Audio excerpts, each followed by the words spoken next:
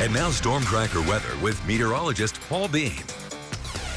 All right, let's start off with that red flag warning again. This is something we've been talking about for 2 or 3 weeks now. Every other day we see the red flag warning, not just in the Snake River Plain, which we're seeing it now, not just in Wyoming and sometimes up in the Tetons, but a lot of the time we've also seen it in the Stanley Salmon area.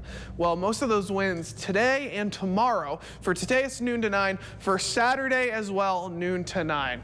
It's going to be in all of these regions, all the way up to the border, Idaho Falls, Pocatello, Malad City, basically skirting down the southern side of 86 as you head towards the west. But that's where we're seeing 15 to around 25 miles an hour. So it's not heavy winds, but they're just enough and just sporadic enough to be able to push fires around. And once again, we've seen the humidity at around 10 to 15% all for the last month and a half. So that's also why it's so dry in the region. Storm Tracker hasn't helped out with that dryness much today, but that's going to shift as we head towards the weekend.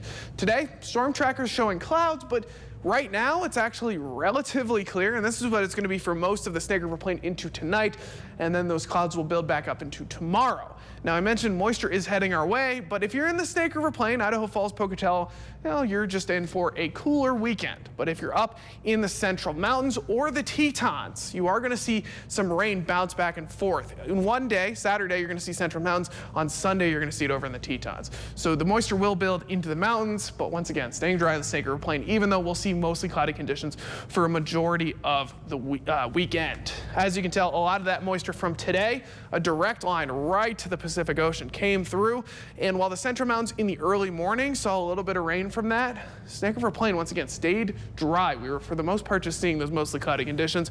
The Teton area followed suit, and we have a little bit more moisture that's coming from a low pressure system up near Washington right now that's going to head through this weekend. Taking a look at that future tracker, you'll notice once again mostly cloudy throughout the entirety of the day. They shift a little bit back into the Tetons for the back half of the day, and while that's going on, while those clouds are moving into the Tetons, you saw that moisture quickly make its way through the night or late afternoon, early nighttime hours of the Central Mountains. So that will happen, and then you'll see it again on Sunday through the Tetons. Taking a look at the what we see tonight, though, mostly cloudy, 49 in Pocatello, 47 in Idaho Falls. So temperatures once again mid 40s for the lows. Those aren't really what has been moving around. A lot of the highs have been lowering though. Mostly cloudy in the Central Mountains as well, 43 in Salmon, 48 in Salmon.